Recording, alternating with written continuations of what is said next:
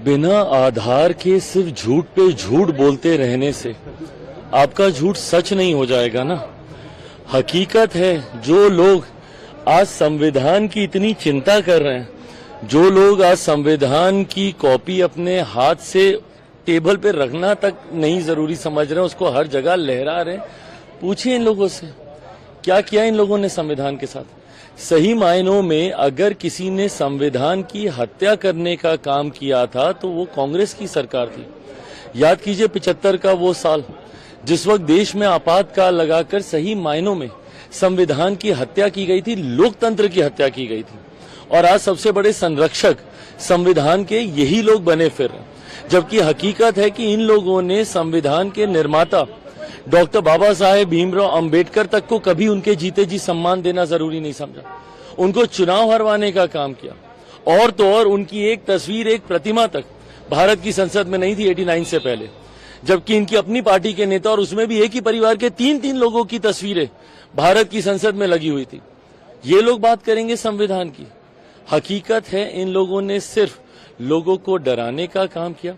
अगर किसी ने सही मायनों में संविधान को सम्मान देने का काम किया, और ये मैं सिर्फ कहने के लिए नहीं कह रहा कि गठबंधन का घटक दल हूं इसलिए नहीं कह रहा, मुझे बताइए ना कब इन लोगों के शासनकाल में संविधान दिवस मनाया जाता था, कब इस तरीके के कार्यक्रम हुआ करते थे। दशकों तक थी कांग्रेस और इनकी अलाई पार्टीज के साथ वाली गठबंधन की सरकार है, कब इन्होंने संविधान को ये सम्मान देने का बात किया। हकीकत है कि आज देश की जनता भी समझ गई है।